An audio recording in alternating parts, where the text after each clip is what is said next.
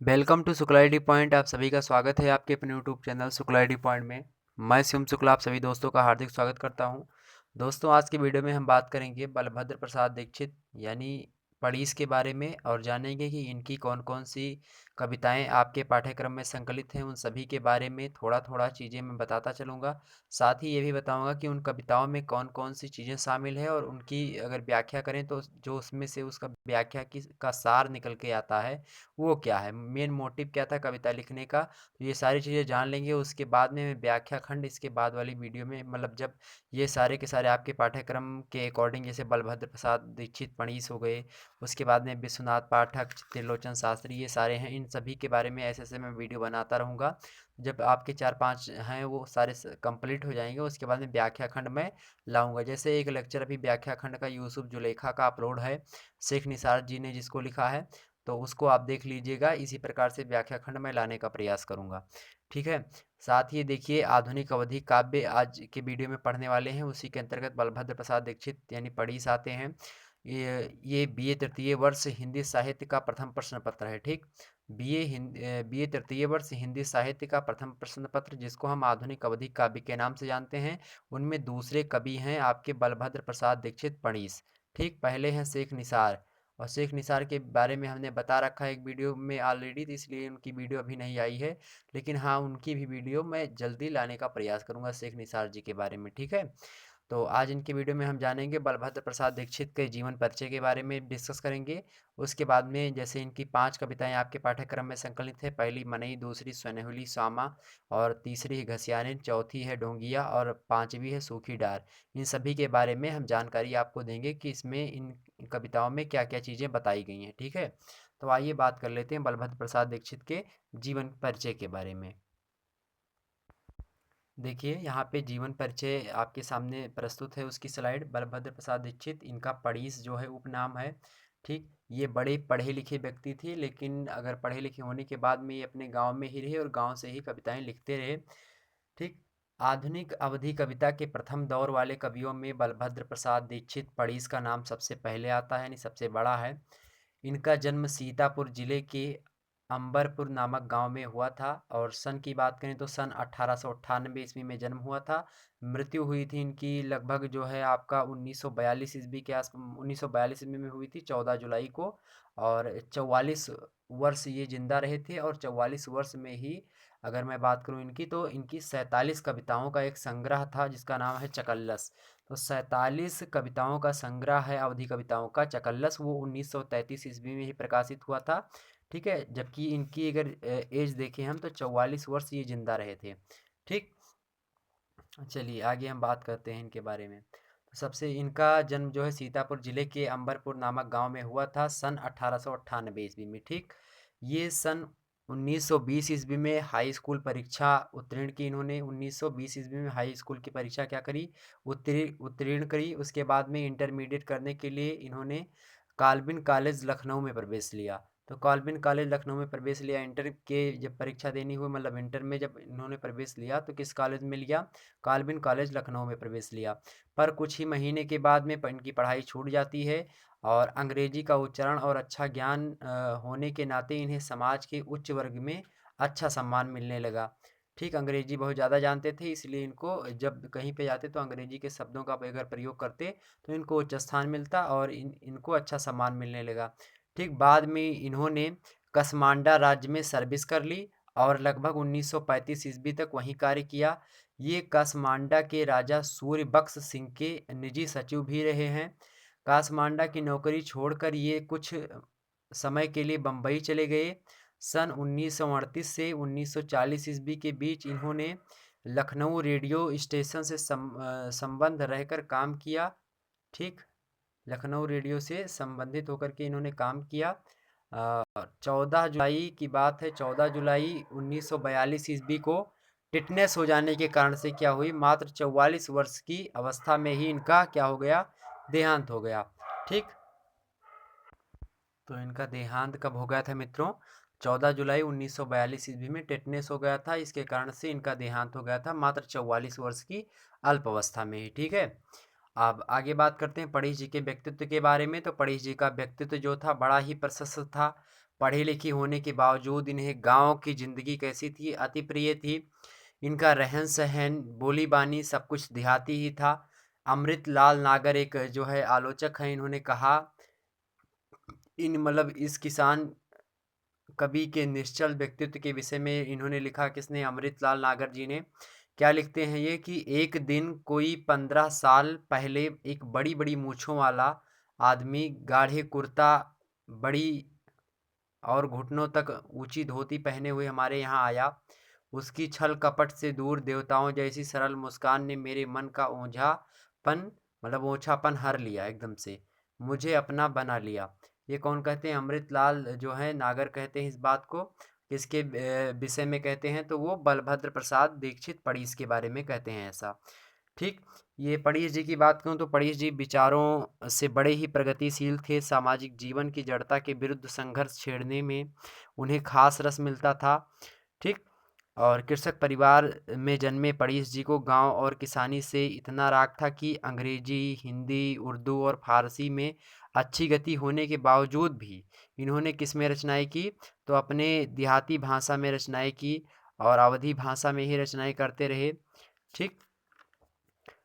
आगे मैं बात करूँ इनकी रचनाएं की, तो चकल्लस इनकी कैसी है? आधुनिक अवधि कविता का ये पहला महत्वपूर्ण संग्रह मिलता है आधुनिक अवधि कविता में देखा जाए तो।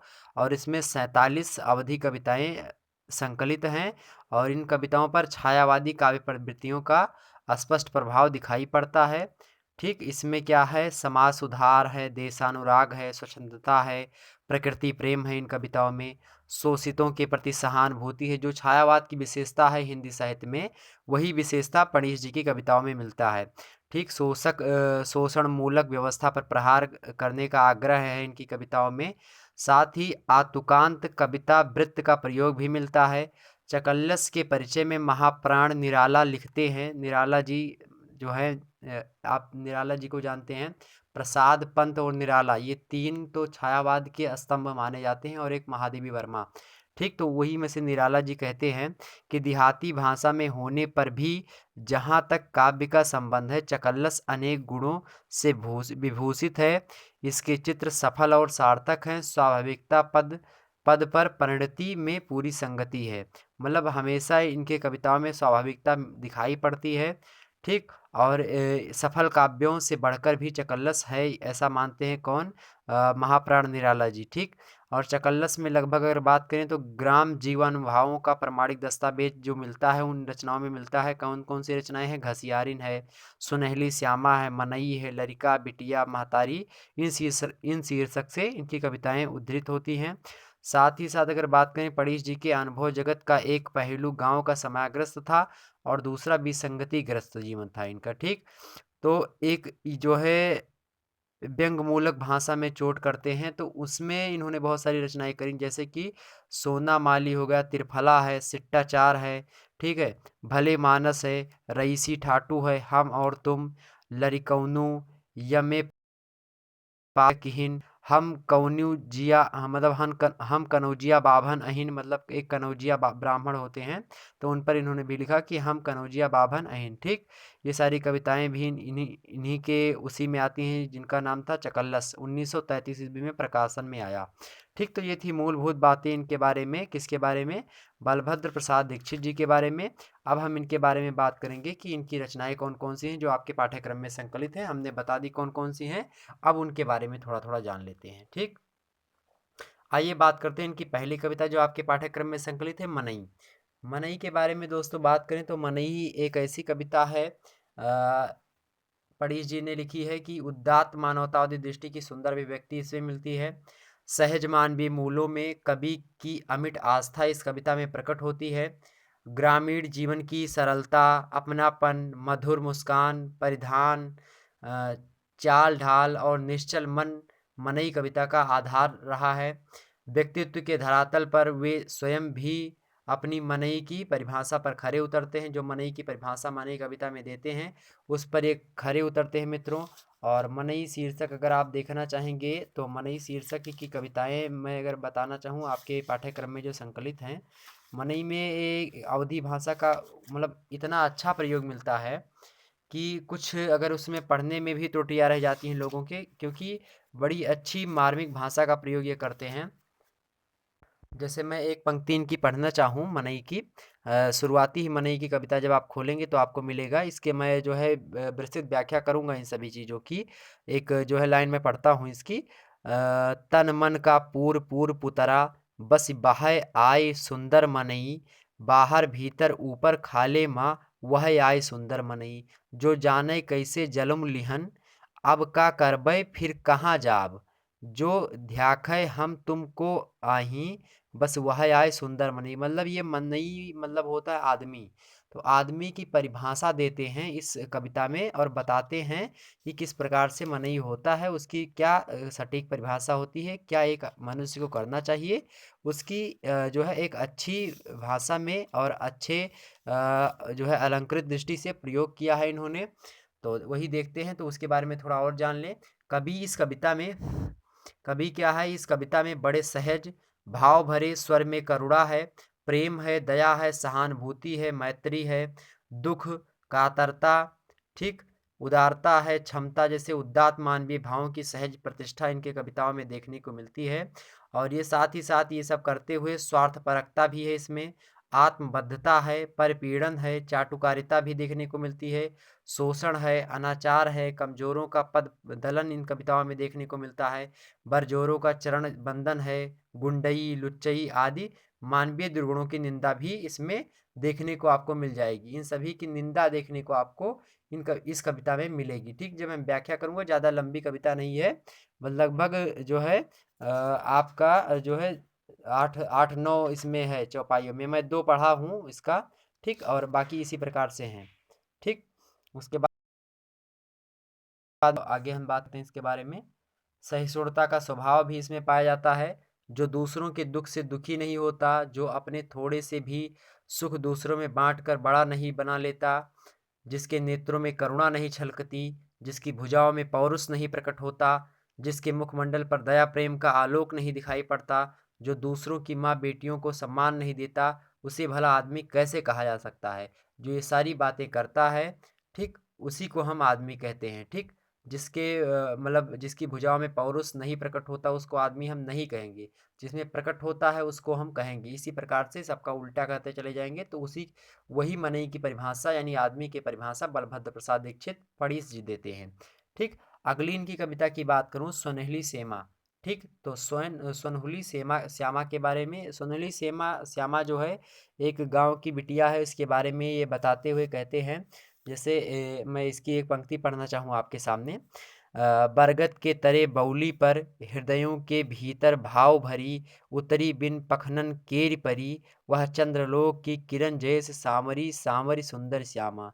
रसरी पर नौ रस रमे जाएं, गगरी तीनों गुण भरे जाएं, ध्याखतिमा आँखी खुली जाएं, उई सुबरन रेखा केर झलक, जब पानी भरे लाग श्यामा। इसी प्रकार से श्यामा के बारे में उसकी किस प्रकार से गांव की लड़की होती है और जो है बिना ज़्यादा जो है बाहरी आवरण के वो कितनी सुंदर लगती है, और साथ ही साथ वो किस प्रकार से कार्य वगैरह करती है, उन सभी बातों का मार्मिक चित्रण किया गया है पड़ीस जी के द्वारा। साथ ही इस कविता में पड़ीस जी ने गांव की एक किशोरी जो बचपन में यौवन में कदम रख चुकी है, मतलब उसके यौवन का प्रथम चरण है, उसकी बातें कर रहे हैं। और कहते हैं सुनहली श्यामा के रूप चित्रित करते हुए कहते हैं, भौतिक विपन्नता में रहकर भी उसकी सुंदरता तनिक भी मलिन नहीं होती है। छायावादी कोमल सौंदर्य चेतना का इस कविता पर स्पष्ट प्रभाव देखने को मिलता है। इस सांवली सलोनी सौंदर्यशालिनी श्यामा ग्राम कन्या को देखकर कालिदास की शकुंतला का स्मरण हो जाता है। ठीक, जो सहज सुंदर है, यह गांव की अल्हड़ लड़की जीवन की विषमता गरीबी और अभावों से भी उदासीन नहीं है। उसका घघरे में लगा पैबंद दुनियादारों से व्यंग पूर्वक और विश्वपिता से अमर्ष पूर्वक पूछता है कि अर्धनंग विश्वपिता अर्धनग्न विश्वपिता की पुत्री को तुम किन आंखों से देख रहे हो। फड़ीस की सौंदर्य दृष्टि बहुत व्यापक थी। बदहाली और गरीबी से जूझता सौंदर्य उनकी नज़रों से अदृश्य नहीं रह पाता। उनकी पारखी दृष्टि बादलों के पीछे छिपी चांदनी को भी ढूंढ निकालती है। ठीक, तो इस प्रकार की मतलब गांव की लड़की है, वो बहुत गरीब है और मतलब तमाम प्रकार के चीज़ें उस पर हावी हैं और वो मतलब एक प्रकार से दीन है, दुखी है, फिर भी उसकी सुंदरता पर तनिक भी प्रभाव इन सभी बातों का नहीं पड़ता और उसकी सुंदरता का एक अच्छे तरीके से, ठीक है, साहित्य दी है किसने? बलभद्र प्रसाद दीक्षित पणीश जी ने। अगली आपकी कविता इनकी शामिल है आपके में घसियारिन। ठीक, तो घसियारिन के बारे में, घसियारिन का मतलब होता है घास काटने वाली महिला। तो घसियारिन मतलब होता है कि घास काटने जब स्त्रियां गांव में अधिकतर जाया करती हैं घास काटने, तो वो जब घास काटने जाती हैं तो उस दशा का क्या जो है चित्रण, मार्मिक चित्रण होता है, तो उसका उद्दीपनकारी रूप यहाँ पे ये प्रस्तुत करते हैं। देखें, घसियारिन कविता की मैं एक, अगर आपके सामने लाइन पढ़ना चाहूँ, घसियारिन कविता शुरुआत से देखें। लाही लगाए पौ फाटी रहा कस सुंदर सुंदर, चहकै चिड़ैया ठाकुर जी धुनि, भुज कैटा घुनि गाय रहे वह चली जाए पाछिन ते, बिहसत बिलसत बेललाति, खुरपा और गणासा बन देवी कर शोभा नाई रहे, घसियारिन घासै जाए रही। इस प्रकार से कविता का पहला जो है अंक था, हमने पढ़ा। इसी प्रकार से और भी अंक आपको मिलेंगे और भी जो है पद्यखंड इसमें शामिल हैं। ठीक, तो आइए बात करते हैं घसियारिन के अंदर क्या क्या बातें बताई गई हैं। एक ओवरव्यू के रूप में मैं बता रहा हूँ इन सभी चीज़ों को, इसके बाद में व्याख्या खंड में अपलोड करता रहूँगा। तो अगर आप हमारे चैनल से जुड़े रहेंगे तो आपको व्याख्या खंड देखने को मिलेगा। ठीक है, देखें, इस कविता में घसियारिन अर्थात घास काटने वाली एक गांव की स्त्री का क्या करा गया है, सुंदर काव्यात्मक चित्रण किया गया है।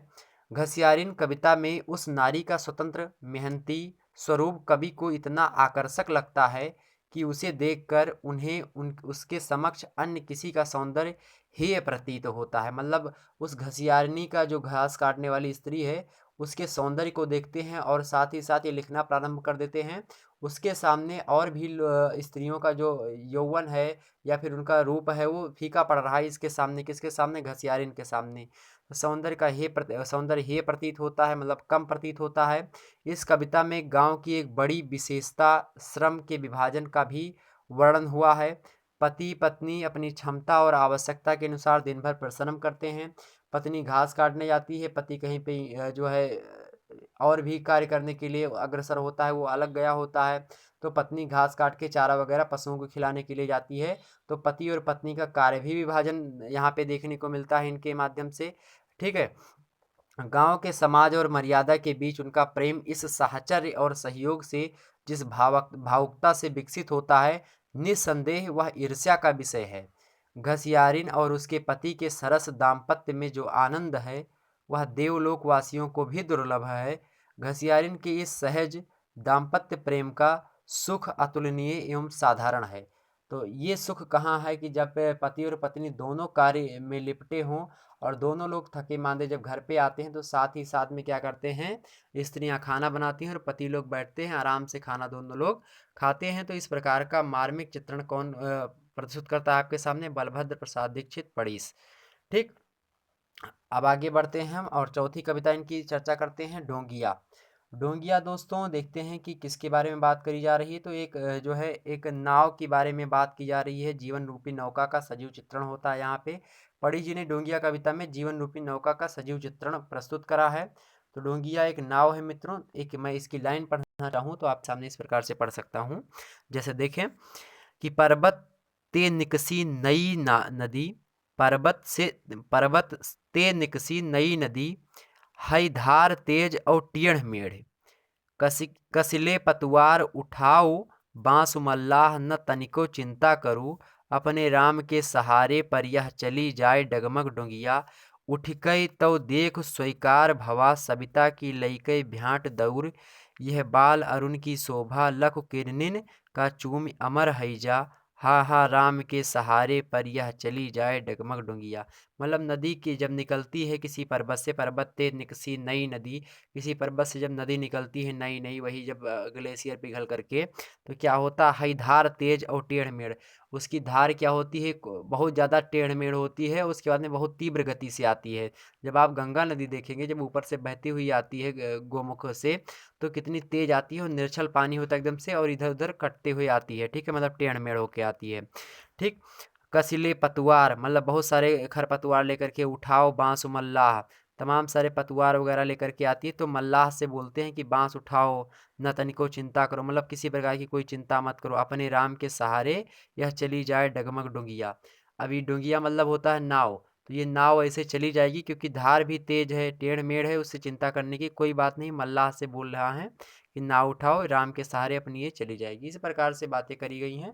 आइए देखते हैं इसके बारे में कुछ साहित्यिक चीज़ें कि क्या क्या साहित्यिक चीज़ें इसमें वर्णित हैं। देखें, मानव जीवन में सम विषम परिस्थितियों के रूप में अनेक प्रकार के उतार चढ़ाव जीवन में आते रहते हैं। जैसे जलधार में आंधी तूफान व ज्वार भाटे के प्रकोप से नौका डगमगाती और संभलती रहती है, उसी प्रकार सुख दुख के प्रभाव से मनुष्य की उबरता हुआ मतलब मनुष्य भी उबरता हुआ कर्म पथ पर आगे बढ़ता जाता है। कहीं पर भी डगमगाता है, इधर डगमगाता उधर डगमगाता है, तो कोई चिंता करने की बात नहीं है। जैसे एक राम मड़ैया कविता आप पढ़ेंगे, और राम मड़ैया कविता वंशीधर उनकी है, ठीक है, वंशीधर शुक्ला जी की है। वंशीधर शुक्ला का जन्म 1904 में हुआ था, 1980 में इनकी मृत्यु हुई थी वंशीधर शुक्ला जी की। राम मड़ैया इनकी कविता जब आप पढ़ेंगे तो उसकी भी कुछ यही सारे है कि राम अब वहीं पर नदी किनारे सड़क न गली, द्वारे बनी तलैया, मतलब द्वारे भरी तलैया, हुए बनी है राम सहारे अपनी राम मड़ैया। और वहीं पे राम सहारे इन्होंने अपने राम के सहारे पर यह चली जाए डगमग डुंगिया। यहाँ पर जो है बलभद्र प्रसाद दीक्षित मणिश जो है ये भी राम के सहारे पर बता रहे हैं, जीवन की जो नाव है वो चली जाएगी, जीवन रूपी नौका जो ढोंगिया जिसको बोलते हैं वो चली जा रही है, चाहे टेढ़ी मेढ़ी बहुत है, तेज धार है, तो कोई दिक्कत नहीं है, राम के सहारे पे चली जाएगी। वहीं पे राम के सहारे के बारे में राम मड़ैया जो स्थित है वो भी बता रहे हैं, कौन, वंशीधर शुक्ला जी, ठीक है। और भी वंशीधर शुक्ला जी की कविताएं हैं, किसान की अर्जी, हुआ कस कस होए निर्वाह, तपन बदरा आई जरे, इन सभी कविताओं की भी व्याख्या लाएंगे। और साथ ही साथ अगला वीडियो जो होगा वंशीधर शुक्ला जी के बारे में होगा, उनके बारे में हम इन सभी कविताओं के बारे में थोड़ा थोड़ा आपको बताएंगे, ठीक है। तो देखें यहाँ पे, प्रकृति प्रेम में पोर पोर डूबा हुआ कवि जीवन के गंभीर प्रश्नों से जूझते हुए भी प्रकृति को अपने अनुभूति पक्ष से ओझल नहीं होने देता। जाड़ा हो चाहे गर्मी हो, चाहे बरसात हो, प्रभात हो मतलब सुबह हो, एकदम से सुबह का समय सवेरा, दोपहर हो, शाम हो, सविता हो, समीर हो, नदी हो, बादल बिजली कांधा, बाढ़ अचाल मतलब आग भूचाल इत्यादि हो। बाढ़ आग भूचाल मतलब भूकंप होता है। वालारुण शरद बसंत ये सब ऋतुएं हैं। गुलाबी जाड़ा, ठीक, हरितिम ये सब ऋतुएं हैं। पावस, ये इस सब पावस में कभी अपनी नन्ही जीवन नौका को बेधड़क खेले जाने की हास दिखाता हुआ मतलब हौस दिखाता है। मतलब चाहे कोई भी परिस्थिति हो उसमें रुकना नहीं है, उसमें चलते ही रहना है। और किसके सहारे, तो राम सहारे, ठीक। इस बात की पुष्टि करी गई है इन सभी कविता इन इन कविताओं में, मतलब इस कविता में, ठीक। राम में उसे अच्युत विश्वास है, किंतु राम तो अनपर्या मतलब अनर्व्याप्त हैं, अरूप हैं, अकर्म है। इसलिए वह अपने कर्म कृपाण की शक्ति को तोलने पहचानने का आवाहन भी करता है, साथ ही राम के सहारे पर भी रहता है। लेकिन फिर सोचता है कि राम तो अंतर्व्याप्त हैं, सभी में व्याप्त हैं, आरूप हैं, उनका कोई रूप नहीं है, ठीक है। आनंद रहित सकल रस भोगी, बिन बाणी बक्ता वर जोगी, तुलसीदास जी भी कहते हैं, ठीक, कि मुंह के बिना ही वो सभी करते हैं। आन रहित सकल रस भोगी, सभी चीज़ों का स्वाद लेने में सक्षम है, ठीक। और बिन बानी वक्ता बड़ जोगी, बिना जुबान के ही वो बहुत बड़े जो है वक्ता हैं, बोलने लायक हैं, ठीक। तो शक्ति को तोलने पहचाने का आह्वान करता है, अपने कर्म पर भी विश्वास करता है। कविता की अंतिम दो पंक्तियों में कवि एक विरागी दार्शनिक की भांति दृष्टिगत होता है। जीवन जगत मैं तुम का सारा पार्थक्य मतलब पार्थक्य तब उसे असत मतलब असत अतात्विक लगने लगता है। कब लगने लगता है, तो अंतिम दो पंक्तियों में बातें लगने लगती है उसको, कवि को, ठीक। अब आगे की वीडियो में हम मतलब आगे हम बात करते हैं इनकी पांचवी कविता और लास्ट, ठीक। सूखी डार। सूखी डार कैसी है, सूखी डार के बारे में एक सॉरी सूखी डार, चलें सूखी डार इनकी लास्ट कविता, पांचवी कविता। देखें सूखी डार की मैं एक पंक्ति पढ़ना चाहता हूँ आपके सामने, देखेंगे पंक्ति। सूखी डार की शुरुआती कविता मतलब कविताओं में पंक्तियाँ इस प्रकार से हैं। रूखे की छाती माँ चपटी, कस नंग धड़ंगी, पछियाहे के चबुकन ते फिर, थाहर थाहर थहराए रही आंधी का अगुआ, बारू की बारूद चलावे, अब टूटी अब लूटी अतिशय सोच सोच सकुचाए रही, इस प्रकार से है, आगे भी है। ठीक, इन सभी को मैं बात करूंगा तब जब इसकी मैं व्याख्या खंड आपके सामने प्रस्तुत करूंगा। ठीक, चलिए अब इसके सूखीदार के हम थोड़ा साहित्यिक पहलू पर चर्चा कर लेते हैं कि सूखीदार में क्या क्या बातें चीज़ें बताई गई हैं। ठीक, तो पणीश जी की मैं बताऊं तो पणीश जी की सूखीदार कविता प्रकृतिवादी काव्य का एक उत्कृष्ट नमूना रहा है। इस कविता में शरीर की क्षणभंगुरता एवं नश्वरता का मार्मिक चित्रण प्रस्तुत हुआ है। यह कविता दार्शनिक चिंतन से ओतप्रोत है। ठीक, यह डार कभी हरी भरी थी और हवा के हल्के झोंके से इतराने लगती है। पंछी इस पर मधुर करलव करके बसंत के आगमन की सूचना देते हैं, किंतु सब कुछ परिवर्तित हो गया है। पदार्थ की अनित्यता के सिद्धांत ने इस डाली को कुरूप बना दिया है। बाल्यावस्था और यौनावस्था क्रमशः हरी डाल और जरा अवस्था सूखी डाल का प्रतीत होता है। हमें इस सूखी डाल से शिक्षा लेनी चाहिए। मध्यकालीन तमाम कवि इस जीवन सत्य को उकेरने का प्रयास करते हैं। कवि जीवन के इस गहरे भावबोध को बड़ी अभिव्यक्ति सामर्थ्य के साथ प्रकट करता है। काव्य तुला पर तोलने पर यह कविता महादेवी जी की नीर भरी दुख की बदली या निराला जी की स्नेह निर्झर बह गया कविता से किसी रूप में कम नहीं है। ठीक, पणीश जी का काव्य संसार इसी से समझा जा सकता है। तो ये कविता जो है अगर देखें इन सब बलभद्र प्रसाद दीक्षित पणीश जी की कविताओं की अगर तुलना हम हिंदी के छायावादी कवियों से करें तो उसको कम नहीं आंका जा सकता। समन्वयात्मक रूप से हम इन दोनों का अध्ययन कर सकते हैं, छायावादी कविताओं का और बलभद्र प्रसाद दीक्षित जी की जो आधुनिक अवधि कविता में महत्वपूर्ण स्थान रखते हैं। इनकी कविताओं के बारे में इनके चकल्लस मात्र एक जो है कविता संग्रह, जिसमें 47 कविता संग्रह है। 1933 ईस्वी में इसका प्रकाशन होता है। ठीक, 1942 ईस्वी में इनकी मृत्यु हो जाती है। ठीक, और 1898 ईस्वी में इनकी इनका जन्म होता है। ठीक, तो इन सभी बातों का आप ध्यान रखेंगे। और सूखी डार, घसियारिन, डोंगिया, सुनहली श्यामा और मनई, इन सभी की मैं व्याख्या आपके सामने प्रस्तुत करूंगा आने वाले समय में। जब एग्जाम नज़दीक होगा मैं सारी चीज़ें बताऊंगा। एक बात ध्यान रखेंगे, इसमें आप एक शब्द पढ़ेंगे आसव। आसव मतलब होता है मदिरा मित्रों। ठीक है, बहुत सारे ऐसे शब्द आपको मिलेंगे, मैं बताता चलूंगा। जैसे बहुत सारे शब्द आपको अवधि के मिलेंगे। कनिया मिलेगा, कनिया मिलेगा, कनिया मतलब गोद। और कनिया किस कविता में मिलेगा आपको? जब डोंगिया पढ़ेंगे तो उसमें एक शब्द मिलेगा कनिया। कनिया मतलब होता है गोद। एक अवघट शब्द मिलेगा, अवघट मतलब होता है विषम। और भी बहुत सारे ऐसे सविता मिलेगा। सविता मतलब होता है सूर्य, सूर्य की रोशनी या फिर सूर्य। ठीक, और भी बहुत सारी चीज़ें मिलेंगी, वो सारी चीज़ें मैं पढ़ता रहूँगा और आपको बताता रहूँगा। ठीक है, फिर मिलते हैं दोस्तों एक नई वीडियो में। तब तक के लिए जय हिंद, जय भारत। और अगली वीडियो किसकी होगी ध्यान रखेंगे, तैयार रहेंगे। किसके लिए? बंशीधर शुक्ला जी के लिए। उनकी राम मड़ैया कविता के बारे में बताएंगे। ठीक है, किसान की अर्जी के बारे में बताएंगे। हुआ कसकस होए निर्वाह के बारे में बताएंगे। तपन के बारे में बताएंगे। बदरा आए जा रहे के बारे में बताएंगे।